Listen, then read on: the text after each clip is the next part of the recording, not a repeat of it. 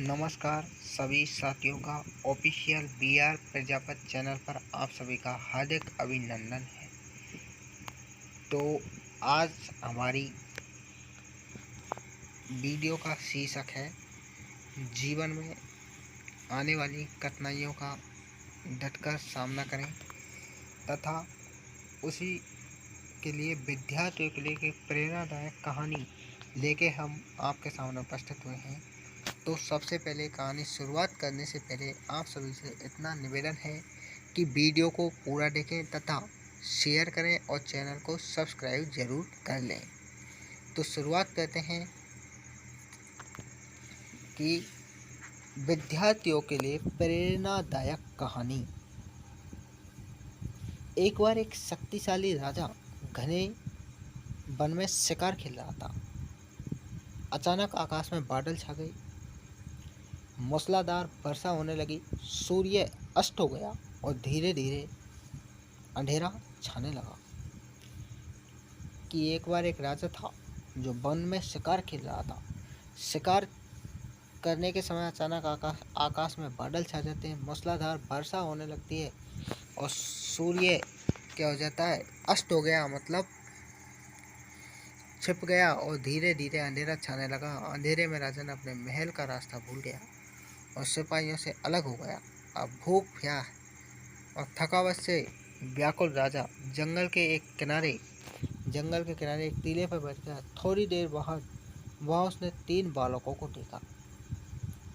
तीनों बालक अच्छे मित्र थे। वे गांव की ओर जा रहे थे। सुनो बच्चों, और उन जा रहे थे और उनको हिला दिया। सुनो बच्चों, जरा यहाँ आओ, राजा ने तुम्हें बुलाया है। बालक जब वहां पहुंचे तो राजा ने उनसे पूछा, क्या कहीं से थोड़ा भोजन और जल मिलेगा? मैं तो बहुत प्यासा और भूख भी बहुत लगी है। बालकों ने उत्तर दिया, अवश्य, हम घर जाकर अभी कुछ ले आते हैं। वे गांव की ओर भागे और तुरंत जल और भोजन ले आए। राजा ने बच्चों के उत्साह प्रेम को देखकर बहुत प्रसन्न हुआ। राजा बोला, प्यारे बच्चों, तुम लोग जीवन में क्या करना चाहते हो?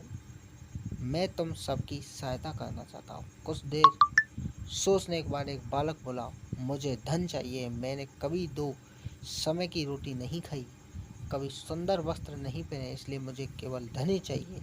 राजा मुस्कुराकर बोले, ठीक है, मैं तुम्हें इतना धन दूंगा कि जीवन भर सुखी रहोगे। ये शब्द सुनते ही बालकों की खुशी का ठिकाना ना रहा। अब बात आगे चलती है और कथा के माध्यम से जो राजा है उसने पहले बच्चे से पूछा है कि तुझे क्या चाहिए भाई? तो पहले बच्चे ने कहा कि महाराज, मुझे सिर्फ धन चाहिए, क्योंकि मैंने धन का अभाव के कारण, धन की कमी के कारण कभी जीवन में 2 समय की रोटी भर पेट नहीं खाई, कभी सुंदर वस्त्र नहीं पहने, इसलिए मुझे सिर्फ धन चाहिए। तो मैं तुम्हें अपना धन दूंगा और जिससे तुम जीवन भर सुखी रहोगे। इस प्रकार राजा के वचन सुनकर बालक की खुशी का ठिकाना नहीं रहता है। अब दूसरे नंबर के बालक की बारी आती है और उसे उत्साह से पूछता है राजा, क्या आप मुझे एक बड़ा सा बंगला और घोड़ा गाड़ी देंगे? उस दूसरे बालक की इच्छा है कि हे महाराज, मुझे एक बंगला गाड़ी और घोड़ा गाड़ी दे दें। राजा ने कहा, अगर तुम्हें यही चाहिए तो तुम्हारी इच्छा भी पूरी हो जाएगी। अब नंबर चलता है तीसरे बालक का। तीसरे बालक ने राजा ने पूछा कि उससे, तो उसने कहा, मुझे न धन चाहिए और न बंगला गाड़ी, मुझे तो आप ऐसा आशीर्वाद दीजिए जिससे मैं पढ़ लिख कर विद्वान बन सकूं और शिक्षा समाप्त होने पर मैं अपने देश की सेवा कर सकूं। तीसरे बालक की इच्छा सुनकर राजा बहुत प्रभावित हुआ। उसने उसके लिए उत्तम शिक्षा का प्रबंध किया। वह परिश्रमी बालक था, इसलिए दिन रात एक करके उसकी पढ़ाई की और बहुत बड़ा विद्वान बन गया। और समय आने पर राजा ने उसे अपने राज्य के मंत्री पद पर नियुक्त किया। एक दिन अचानक राजा को वर्षों पहले उस घटना की याद आई। उन्होंने मंत्री से कहा, वर्षों पहले तुम्हारे साथ जो 2 और बालक थे, उनका क्या हाल है? मैं चाहता हूँ कि एक बार फिर मैं एक साथ तुम तीनों से मिलूं। अतः कल अपने दोनों मित्रों को भोजन पर आमंत्रित करो। मंत्री ने दोनों को संदेशा भिजवा दिया। अगले दिन सभी एक साथ राजा के सामने उपस्थित हुए।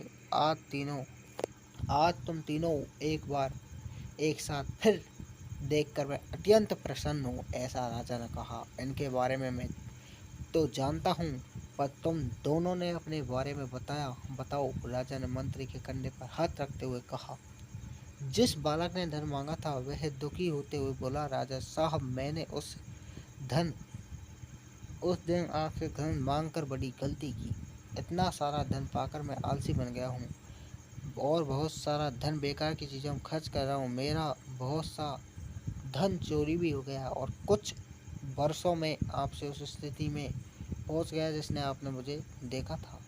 बंगला गाड़ी मांगने वाला बालक भी रोने लगा। महाराज, बड़े थास से अपने बंगले में रह रहा था, पर बरसों पहले आई बाढ़ ने मेरा सब कुछ बर्बाद कर दिया और मैं भी पहले इस जैसी स्थिति में पहुंच गया। उनकी बातें सुनने के बाद राजा बोले, इस बात को अच्छी तरह गांठ बांध लो कि धन संपदा सदा हमारे पास नहीं रहती है, पर ज्ञान जीवन भर मनुष्य के काम आता है। इसलिए आप सभी से निवेदन है कि जहाँ भी हो सके तो ज्ञान को अपना क्षेत्र मानो, क्योंकि ज्ञान के बिना कुछ भी संभव नहीं है।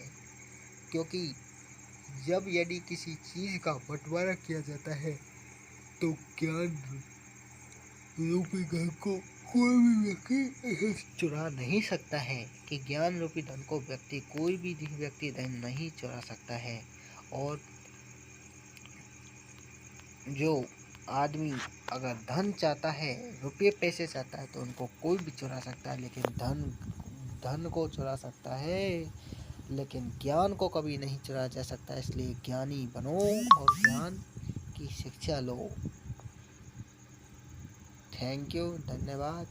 और आप सभी से निवेदन है कि भाई चैनल को ज़रूर सब्सक्राइब कर लें, तथा साथ ही एक हमारा नया जो क्लास है, राम क्लासेस नाम से एक हमने चैनल स्टार्ट किया है, वहाँ जाके वीडियो को देखें और पढ़ के आपको कैसा लगे हमें कमेंट में ज़रूर बताएं। तथा अगर हमने बढ़िया पढ़ाया है, चैनल पर अच्छा पढ़ाया है, अच्छा कंटेंट दिया है, तो आप हमारे चैनल को ज़रूर सब्सक्राइब कर लें।